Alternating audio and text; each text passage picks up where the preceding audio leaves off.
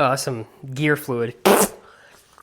I don't recommend that. What's up, guys, and welcome back to Tina's Garage. In today's video, we're going to be changing out the rear diff breather on the Tundra. Let's get right into it.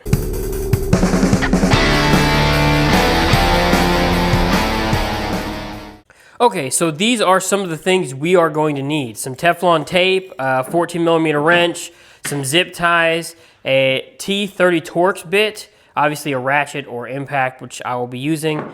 On the main piece here, this is the diff nipple thing that we're going to be using. There's the code right there for it. And I got 10 foot of like fuel line. I believe it is 5/16 fuel line. Fits right over this thing. Now, I actually bought both of these on Amazon because they were way cheaper than going to a parts store. This fuel line was like $10. Versus parts store, it would have been a lot freaking more. So, and I think this was like $5, $10, I can't remember. But this is what you're gonna need. So now we're gonna go underneath here to the diff and show you what we're gonna do. Okay, so for some reason, Toyota put a diff breather in the front and actually have a hose going all the way up to the mid-engine, like midway through the engine bay. But in this back here, where it's more likely to get wet and submerged, they just have this little cap thing. So it is a breather, and it will allow air to go in and out. And supposedly, it can, it won't let oil, or sorry, it won't let water in, supposedly, or maybe, I don't know. I'm not going to chance it. I bought that little nipple thing to adjust this, basically to get the breather out of the way of water if I was ever to go into water or cross water, which I do plan on doing in the future. So that's the main reason for this mod. So we're going to take a 14mm wrench and crack this thing off, open, and get it out of there, and then basically put the new one in. But this should be a pretty simple job. Boy, she wasn't even very tight, that is for sure. Okay, there it is. I actually just felt air come out of there. It just gave a little either suction or blowing, I'm not sure. So there is the old one, and we're going to screw the new one on, but I'm going to throw some Teflon tape on it just to be sure that it's sealed pretty good and no water will get in there. So I'm going to go ahead and do that, and I'll bring you guys back when I start screwing the new one on. All right, well, I lied. So here's the difference between the two. They're the same threads, everything the same is about them, because this is essentially a factory Toyota part. I don't know if they just didn't, decided to not put it on here or something. I don't know. Kind of show you how this works. I believe as the diff builds up pressure from heat as you're driving along, this thing has like a spring in there to give it some tension, and as you're driving and your diff heats up, if it needs to release pressure, it will release pressure, but if stuff tries to come in, supposedly it won't. So essentially, I've already blown on this, but if you blow on it, you can hear it will eventually release pressure, but if you try to suck air in, it will not suck air in. Oh, that's some gear fluid. I don't recommend that. Anyway, so I think it really won't have a problem with it if you're going in water, but the issue is say you get your diff nice and hot and you're running through a creek or something and your diff will be submerged. As soon as that water hits your diff, it's going to create like a vacuum effect, and maybe it'll release some air or something. I don't know. I just know that I'd rather not have this on there that low. It just gives a point where water and air or water can come in. So anyway, I saw this on the Tundra's page as like a DIY mod. Whether or not this works or is useful, let me know down below. If it's worth doing, so be it. If it's not, whatever. Just let me know. Let me know what you think down below. I'm going to throw some Teflon tape on this just to kind of, maybe seal it a little bit better. But I'll throw that on, and I'll bring you guys back down there when we put it on. Okay, I got my Teflon tape on there. I'm just going to try to start threading it in here. Probably should have blown off any dirt that's up here because there's definitely dirt beforehand. But now it's starting to screw in. This looks like it's actually smaller than a 14. It is. So we're gonna need something else. It is a 12. So we're just gonna thread this baby in, and I don't know the exact torque specs that you should do on this thing. I'm just gonna call it snug. Okay, you can feel it bottom out, and once it does, I think I'm just gonna give it a little bit of a snug there, like that, because the last one wasn't very tight. So now that it's on there, I'm gonna get the hose, the fuel line, and probably run it up some similar paths of these other wires and stuff, and we'll see how it goes. Hopefully you guys can see what I'm doing, but essentially I'm just going to thread this, push this, not thread, but force this hose on. Oh, it is definitely tight, but you want to make sure it's all the way down. If you can get it all the way down. I'm not sure if I'll be able to. Get it down as far as possible anyway.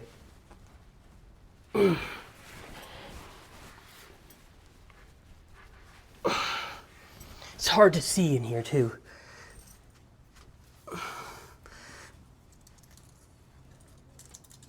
Okay, she's down as far as I can get her.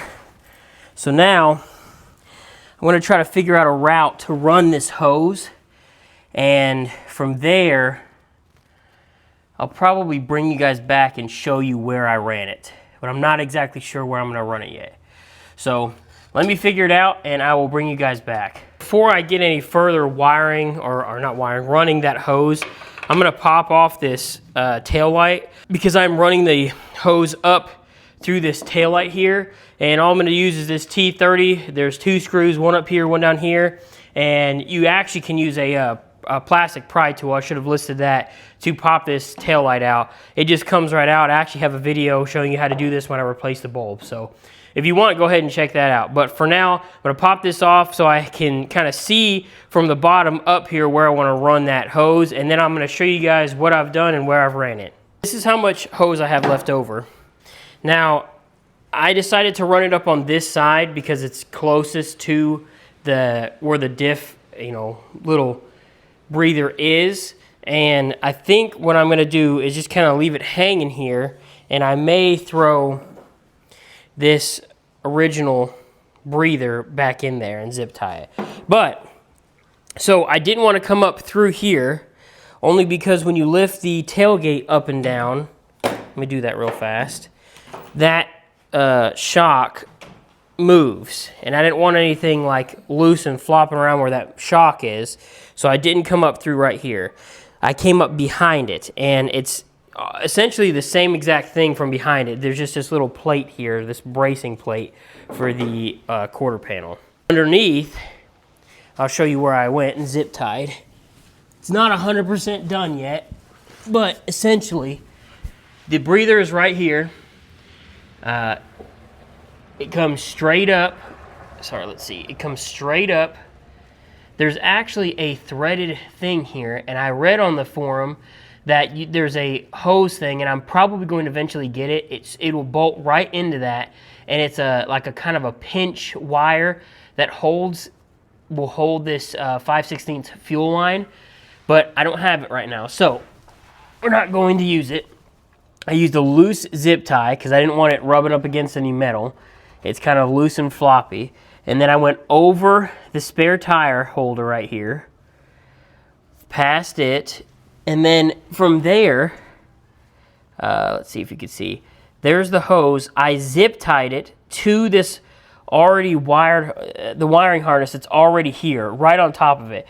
Now, I have kind of smaller hands, so I was able to fit my hand through here. If you have any kind of like normal size hands, you're probably not going to be able to fit your hand up through here to run a zip tie. It was a real pain in the ass for me, so anyone with bigger hands is going to be a problem. You could easily remove the spare tire it though, so it would make it a lot easier. I kind of wish I would have done that to begin with. I would have had easier access up here, but whatever, I'm already here. So I zip tied it, following that wiring harness down here. There's a, this is your receiver plug thing, but it splits off. So as you can see, it's right there. It follows along it over here, right on top of that over here, and there's where it splits off to the taillight, and then here's where it's behind it, and there's nothing holding it back here. So it's just kind of loose, and watch your eyes because there's dirt everywhere.